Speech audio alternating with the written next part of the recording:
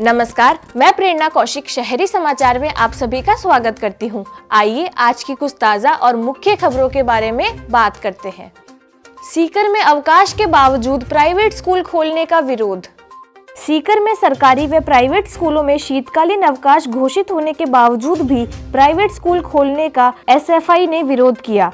ढाका भवन में एसएफआई ने प्रेस वार्ता कर कहा कि अब मनमानी से स्कूल खोलने वाले संचालकों के खिलाफ मोर्चा खोला जाएगा। एसएफआई के प्रदेशाध्यक्ष सुभाष जाखड़ ने कहा, राजस्थान में शिक्षा विभाग ने 25 दिसंबर से 5 जनवरी तक सरकारी व प्राइवेट स्कूलों में शीतकालीन अवकाश घोषित किया है, जिसके चलते क्लास 1 से 12वीं तक के सभी बच्चों को छुट्टियां दी गई है। लेकिन शिक्षा विभाग के इस आदेश की एजुकेशन हब सीकर में सरेआम अवहेलना हो रही है और धज्जियां उड़ाई जा रही है। यहां प्राइवेट स्कूल संचालक अवकाश घोषित होने के बावजूद भी स्कूल खोल रहे हैं, जिसके कारण इस कड़ाके की ठंड में मासूम बच्चों को स्कूल आना पड़ रहा है।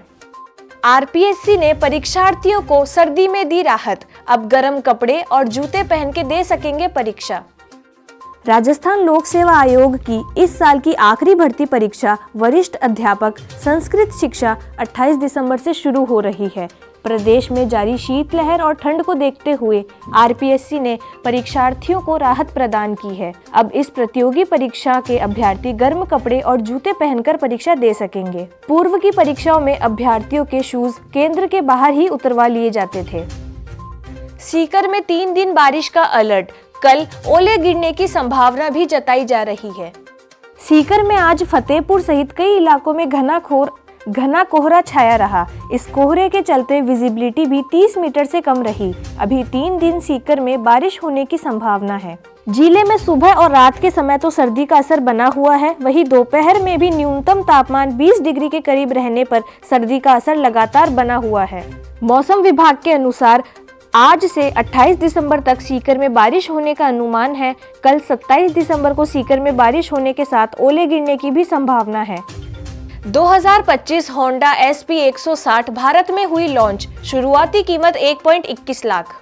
एक्टिवा 125 और SP 125 को अपडेट करने के ठीक बाद Honda motorcycle and scooters India ने SP 160 का अपडेटेड मॉडल लॉन्च कर दिया है। कंपनी ने स्पोर्टी बाइक में OBD2B एमिशन नॉर्म्स के अनुसार इंजन में बदलाव किए हैं। बाइक अब कुछ कॉस्मेटिक चेंजेस के साथ आती है और इसमें Bluetooth connectivity, navigation, digital instrument cluster और डुअल डिस्क ब्रेक जैसे फीचर्स दिए गए हैं। राष्ट्रपति द्रौपदी मुर्मू ने 17 बच्चों को बाल पुरस्कार बांटे।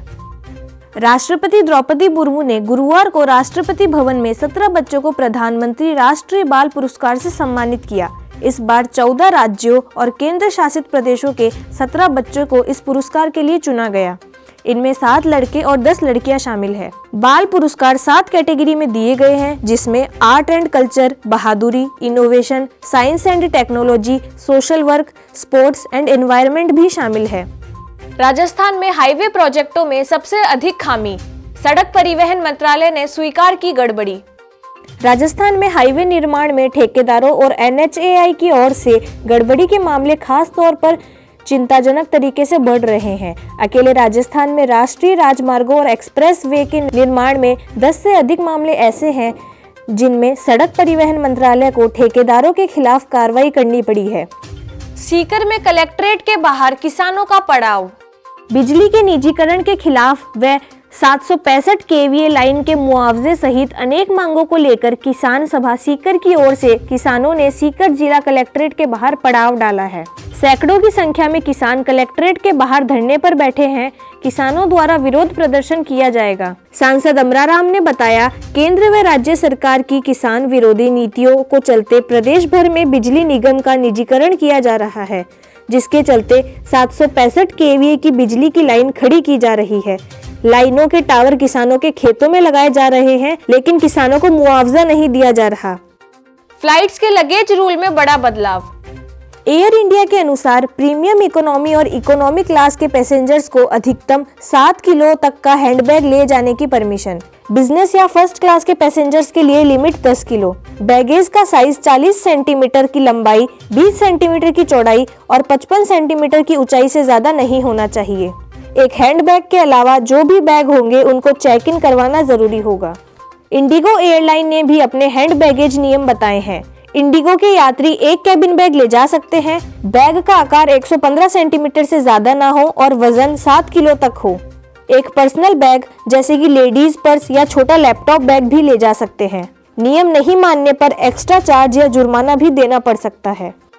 4 जनवरी 2025 को FM सीकर करवाने जा रहा है सुपर वुमनिया अवार्ड 2025।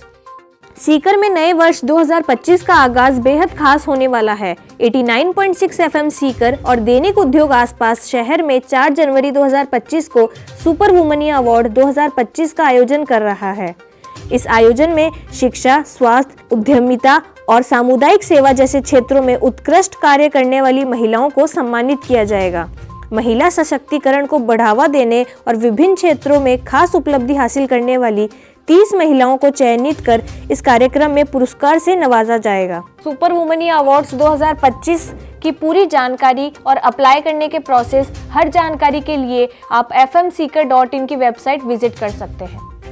मेलबर्न टेस्ट में विराट कोहली पर लगा मैच फीस का 20% जुर्माना।